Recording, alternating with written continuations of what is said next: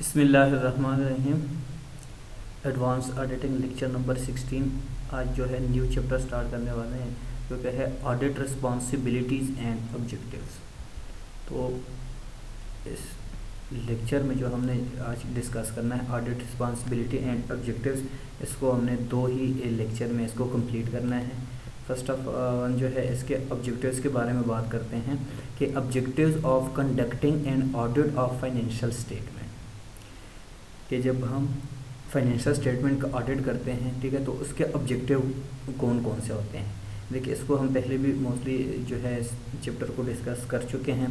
तो सबसे पहले देखिए, फाइनेंशियल स्टेटमेंट में जब भी हम देखते हैं, जब भी ऑडिट होता है, जब ऑडिटर ऑडिट करता है, तो सबसे पहले उसके ऑब्जेक्टिव्स ये होते हैं कि वो फाइनेंशियल स्टेटमेंट को रीड करके उसको अंडरस्टैंड करने के बाद देखता है और उसको कंपेयर करता है उसकी एविडेंस के साथ, और एविडेंस के बाद वो देखता है कि क्या जो ये फाइनेंशियल स्टेटमेंट में जितनी भी चीज़ें रिकॉर्ड कर दी गई हैं, ठीक है, क्या ये जो है बिल्कुल ट्रू एंड फेयर व्यू है इसका या नहीं है। और उसके बाद उसके फाइनेंशियल पोजीशंस जो हैं उसको देखते हैं, ठीक है, और उसके बाद जो ऑपरेशंस हैं और देखते हैं कि जो ये यहाँ पे फाइनेंशियल स्टेटमेंट उसके जो है कौन से प्रिंसिपल के बेस पे ये फाइनेंशियल स्टेटमेंट बनी है। जैसे यहाँ पे अगर है जनरली एक्सेप्टेड अकाउंटिंग प्रिंसिपल या फिर उसके थ्रू है, तो क्या वो कंसिस्टेंटली वो जो है प्रीवियस उसका देखते हैं, उससे रिलेट करते हैं। तो ये एक मेन ऑब्जेक्टिव होता है। तो अब यहाँ पे इसको देखते हैं साथ यही चीज़। The objectives of the ordinary audit of financial statement is the expression of an opinion, मतलब कि वो अपना जो है ओपिनियन वो एक्सप्रेस करता है जो फाइनेंशियल स्टेटमेंट को अंडरस्टैंड करने के बाद, of the fairness with which they present Fairlie, कि क्या ये जो फाइनेंशियल स्टेटमेंट में लिखा हुआ ये फेयरली प्रेजेंट कर दिया गया है या नहीं। इन ऑल रिस्पेक्ट, मतलब हर रिस्पेक्ट से। कौन कौन से देखते हैं उसमें से, फाइनेंशियल पोजीशंस को देखते हैं और ऑपरेशंस को देखते हैं, कैश फ्लोज को, और उसके बाद कंफर्म करते हैं कि जनरली एक्सेप्टेड अकाउंटिंग प्रिंसिपल से है, ठीक है, तो प्रिंसिपल के थ्रू वो उसको कंफर्म करते हैं। तो ये मेन ऑब्जेक्टिव होता है जब भी फाइनेंशियल स्टेटमेंट की ऑडिट होती है। नेक्स्ट, अगर इसको हम देखते हैं ऑब्जेक्टिव्स को अगर हम डेवलप करते हैं, तो steps to develop audit objectives. तो फर्स्ट वन है इसमें understand objectives and responsibility for the audit. First one है कि जो भी ऑडिटर होता है, ठीक है, उसको अंडरस्टैंड होने चाहिए कि उसके ऑब्जेक्टिव कौन कौन से हैं, ठीक है। कि लेट सपोज कि जो एक ऑडिटर होता है वो किसी पर्टिकुलर बिजनेस का ऑडिट करने जाता है, तो सबसे पहले उसको फाइनेंशियल स्टेटमेंट की अंडरस्टैंडिंग होना लाजमी है, और उसके बाद उसको पता होना चाहिए कि मैंने फाइनेंशियल स्टेटमेंट में कौन कौन सी जो उसकी रिस्पॉन्सिबिलिटी है कौन कौन सी है, और कौन कौन सी रिस्पॉन्सिबिलिटी को कैसे फुलफिल करना है। तो ये फर्स्ट वन स्टेप में ये आता है, फर्स्ट ऑब्जेक्टिव। उसके बाद divide financial statement into cycles, और उसके बाद देखिए फाइनेंशियल स्टेटमेंट तो बहुत सारी चीज़ें होती हैं, वो एक ही नज़र से एक ही टाइम पे वो उस जितनी भी वो फाइनेंशियल स्टेटमेंट के पार्ट्स होते हैं, ठीक है, उसको वो एक ही टाइम में वो ऑडिट नहीं कर सकता। तो उसके लिए क्या करते हैं कि फाइनेंशियल स्टेटमेंट को क्या करते हैं, पार्ट्स में डिवाइड करते हैं। डिवाइड करने के बाद उसको फिर क्या करते हैं, हर एक के साथ वो क्या करते हैं, कंपेयर करते हैं और उनका एविडेंस देखते हैं। जो थर्ड वन है know management assumptions about financial statement, और उसके बाद जो फाइनेंशियल स्टेटमेंट की जो मैनेजमेंट्स होती हैं, ठीक है, उसके बारे में उनको जो है वो जानते हैं, ठीक है, और फिर उसके बाद वो नेक्स्ट स्टेप करते हैं। नेक्स्ट स्टेप में क्या है, know general audit objectives for classes of transaction accounts and disclosures, कि जितनी भी वहाँ पे जनरल ऑडिट के ऑब्जेक्टिव्स हैं, जैसे कि उसके जो ट्रांजैक्शन के डिफरेंट क्लासेस बनाई हैं, इसी तरह अकाउंट्स के, तो उसको जो डिस्क्लोज कर दिया गया है, ठीक है, तो वो किस तरीके से डिस्क्लोज कर, उन सबको जानना, उसके लिए अंडरस्टैंड करना बहुत इंपॉर्टेंट होता है। और इसमें जो लास्ट वन है दैट हाउ जो है know specific audit objectives for classes of transaction, मतलब ऊपर की जो बात है अकाउंट्स एंड ट्रांजैक्शन, जो इसमें जो स्पेसिफिक की बात हो गई है, ठीक है, कि कौन से स्पेसिफिक ट्रांजैक्शन है, कौन से स्पेसिफिक अकाउंट है, कौन से स्पेसिफिक डिस्क्लोजर हैं जो डिस्क्लोज करते हैं अपने फाइनेंशियल स्टेटमेंट को। तो उसमें उनको पता चल जाता है कि अकाउंट्स जो है कौन कौन से अकाउंट्स ऐसे हैं कि जिनका ऑडिट करना लाजमी हो, जिस पे उनको शक होता है कि इसका जो है अकाउंट्स का या इस पर्टिकुलर ट्रांजैक्शन को मज़ीद ऑडिट की ज़रूरत होती है, तो फिर उसको वो अलग से एक पार्ट बनाते हैं, अलग से क्लासेस बनाते हैं, ठीक है, कि एक फाइनेंशियल स्टेटमेंट में जो मज़ीद उनकी ऑडिट की नीड होती है या उनको मज़ीद जो है एविडेंस की नीड होती है, तो फिर वो उनको ऑडिट डिफरेंट जो है वो क्लास बनाते हैं और फिर उसको ऑडिट करते हैं।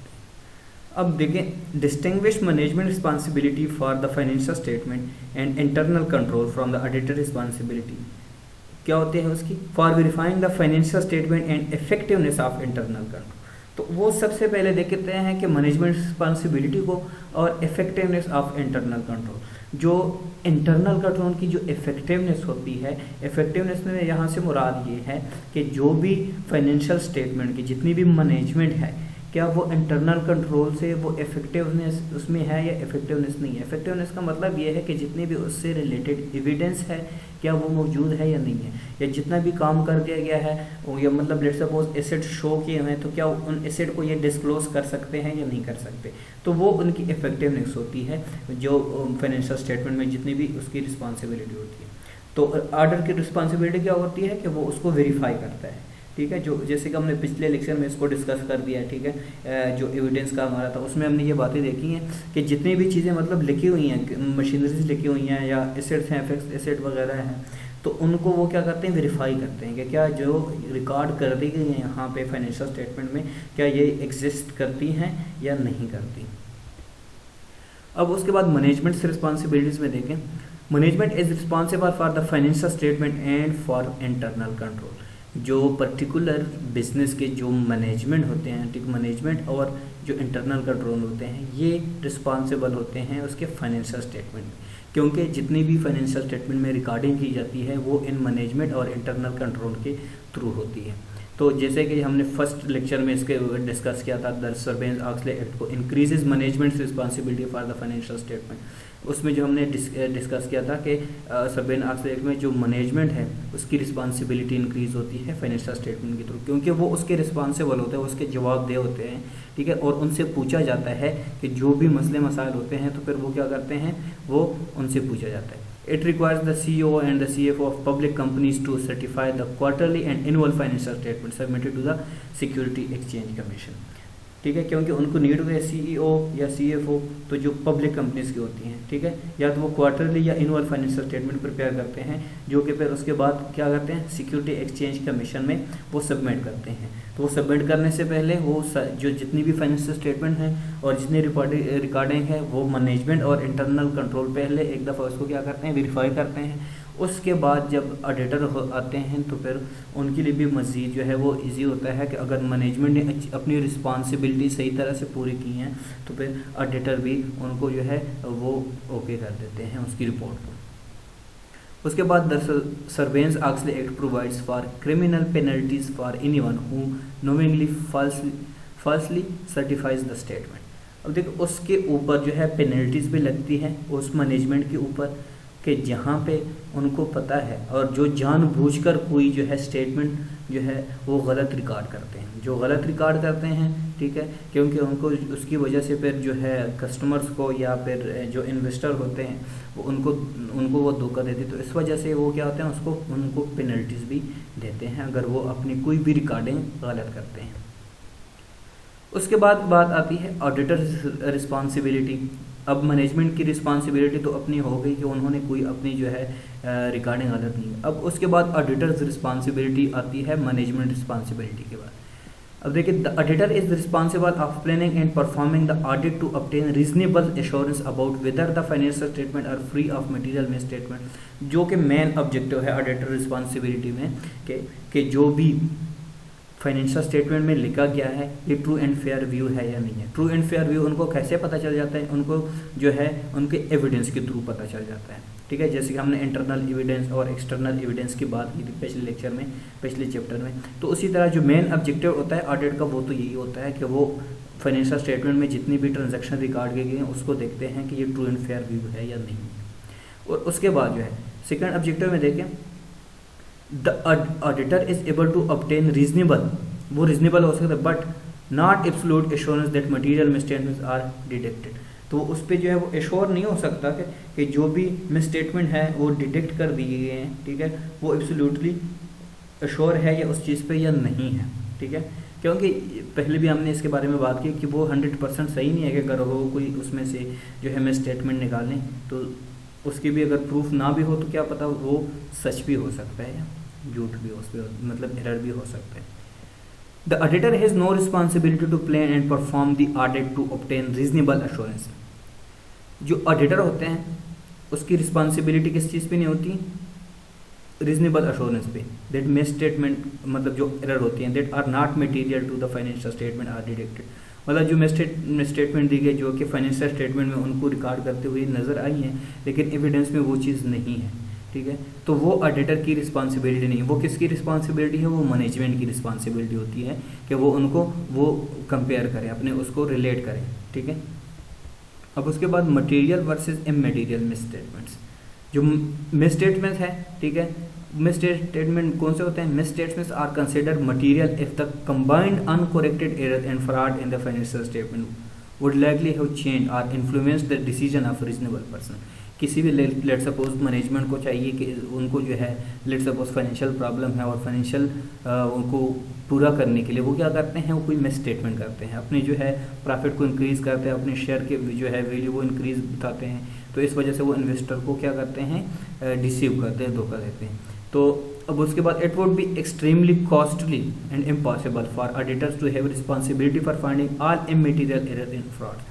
तो इसी तरह जो है एक ऑडिटर जो है वो उसके लिए बहुत एक तो टाइम कंज्यूमिंग है और एक जो है कॉस्टली का मतलब यहाँ पे लिखा हुआ कि इम्पॉसिबल भी है, ठीक है, वो हर एक फाइंडिंग पे वो नहीं पहुँच सकता, ठीक है, जो उसमें एरर की immaterial. Auditor are responsible for obtaining reasonable assurance, उनके पास जो रीजनेबल एश्योरेंस होते हैं सिर्फ उसके रिस्पॉन्सिबल होते हैं, ठीक है। अब रीजनेबल एश्योरेंस कौन से होते हैं, assurance is a measure of the level of certainty that the auditor has obtained at the completion of the audit. तो वो सर्टेनिटी लेवल होती है जहाँ पे वो देखते हैं जब वो ऑडिट को कंप्लीट करते हैं उसके बाद वो क्या करते हैं, मेजरमेंट करते हैं एश्योरेंस की। कैसे, reasonable assurance is a high but not absolute level of assurance that the financial statement are free of material misstatement, मतलब कि जो फाइनेंशियल स्टेटमेंट है ये मिस स्टेटमेंट उसमें कोई नहीं है, मटेरियल की वजह से उसमें कोई मिस स्टेटमेंट नहीं की गई। अब यहाँ पे देखते हैं the auditor is responsible for reasonable assurance for the following reason. Reasonable assurance की भी वो रिस्पॉन्सिबल होता है, किस वजह से, testing samples, estimations, fraud is extremely difficult to detect. वो तीन चीज़ें, या जो सैंपल्स उन्होंने टेस्ट किए हैं, ठीक है, या तो वो जो सैंपल टेस्ट किए हैं वो उन्होंने जो टेस्ट लिए हैं वो सही तरह नहीं लिए, ठीक है, और उसके बाद जो उन्होंने एस्टिमेशंस हैं उसमें भी गलती आती है, जो एस्टिमेट एक्सपेक्ट करते हैं, एस्टिमेट लगाते हैं, उसकी वजह से भी उनका जो है वो उसके रिस्पॉन्सिबल होते हैं। या फिर उनसे अगर कोई फ्रॉड जो है वो डिटेक्ट नहीं कर सकते, ठीक है, तो वो क्या है, उनकी ऑडिटर की रिस्पॉन्सिबिलिटी होती है। उसके बाद एरर वर्सेस फ्रॉड। अब एरर वर्सेस फ्रॉड में सिंपल जो है एरर ये है कि वो अनइंटेंशनली कोई मिस स्टेटमेंट कीजिए, मतलब अगर जानबूझ के ना करें, सिंपल यही है। फ्रॉड ये है कि वो जानबूझ के कोई मिस स्टेटमेंट करें, ठीक है, अपने प्रॉफिट वगैरह ज़्यादा शो करने के लिए और अपने इन्वेस्टर या कस्टमर को जो है अट्रैक्ट करने के लिए। तो ये तो सिंपल है एरर और फ्रॉड में, मतलब एरर है जो गलती हो जाती है, फ्रॉड है जो जानबूझ के गलती करते हैं। अब miss appropriation of assets imply fraud. अब ये फ्रॉड होता है मिस अप्रोप्रिएशन ऑफ एसेट, जैसे कि harm stockholder and creditor because it is are no longer available.